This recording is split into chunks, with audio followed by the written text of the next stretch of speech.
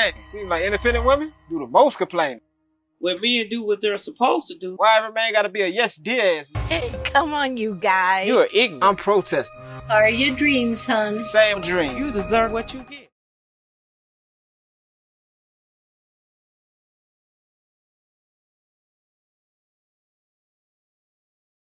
All right, man. Cardi B continues to go after YouTube blogger Tasha K. Now, if you guys remember back, just actually a couple of months ago, a Georgia jury awarded $4 million to Cardi B in her lawsuit against Tasha K.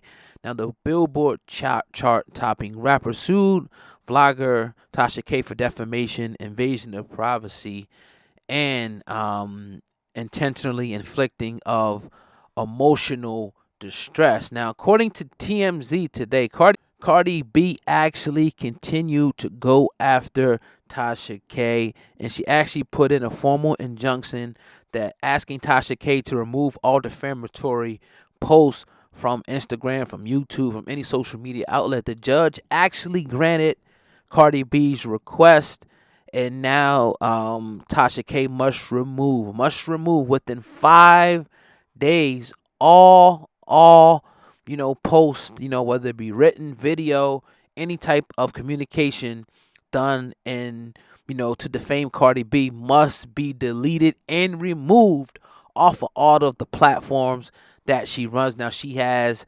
5 days to do this. Now, again, Cardi B, said back then that after almost 4 years of repeated libel and slander against me, being able to walk away from this victorious brings me great happiness, Cardi B said in January. She goes on to say, I appreciate Judge Ray for conducting a fair and impartial trial. I'm grateful for the jury and their deliberation over the past 2 weeks.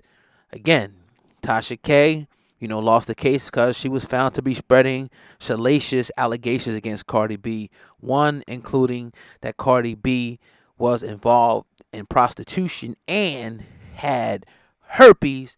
This was all found out to be not true. Now, the bombshell came in when Cardi B, she took the herpes test, and the test came back pretty much saying that she doesn't have herpes and what Tasha K was saying that she has. So when you're looking at slander, when you're looking at libel, you're looking at information spread about someone that could, damage their character, obviously, and cause emotional and financial distress. Now, at one point, towards the end, after the ruling came in, or slightly before the ruling came in, Cardi B said that she had sleepless nights, that, she was very depressed over this incident. And who are we to say that she wasn't?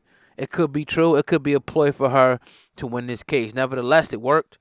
And we're in, what people call blogging or journalism. I like to look at it as journalism because we go a step further than other bloggers who are actually, talking to people, getting their quotes and publishing our own articles on our own platforms, all over. So there's with that, there comes a responsibility, not to say that we're perfect, but there comes a responsibility to report accurate information about an individual. Now, that's not to say when people come in here, they may lie, and if that was ever to, harm someone, then that person would have legal right to go after whoever felt like they harmed them. I understand law, I understand court, I understand that, right? And so my thing is, it's just a responsibility to have when you're a host to make sure as much as you can that the information coming across your platform is right and exact.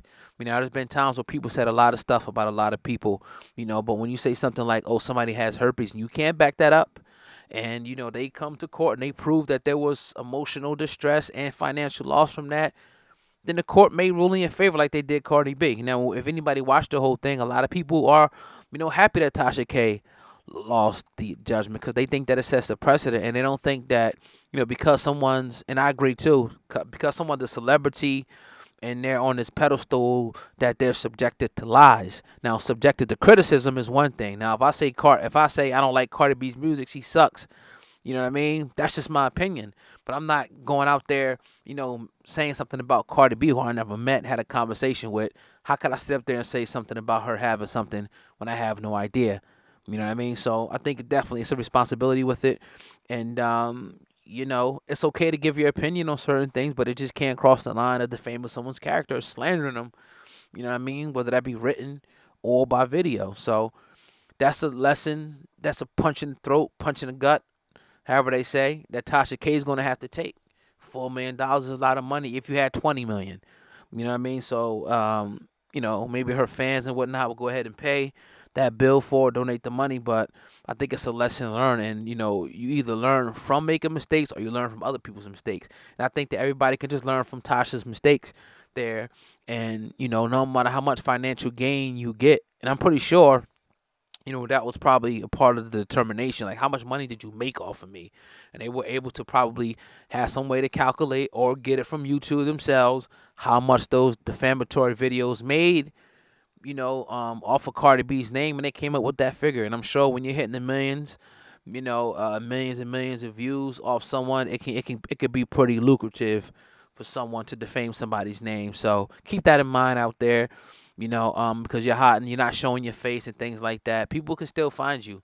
And people can still hold you liable, for any loss or any defamation of character of any individual out there. But I'm gonna fall back on this joint, man. Let me know what you guys think in the comment section. Cardi B going further, saying, look, nah, I'm not satisfied. Like, you got to take that stuff down now. I want a lawsuit, but you ain't going to keep it up. I mean, you would think that would have been one of the clauses before we even got to this point. Like, all right, we win the case, but make sure that they take all the stuff down. And that's all they really wanted her to do at the beginning. When you think about it, I'm sure the first request that Cardi B gave to Tasha was, take this down to avoid litigation. She left it up, thought it was sweet. Cardi B said, you know what, I'm going to allocate so-and-so funds to this because I'm probably going to end up getting it back because the case is so strong because she was lying on me. That's what happened.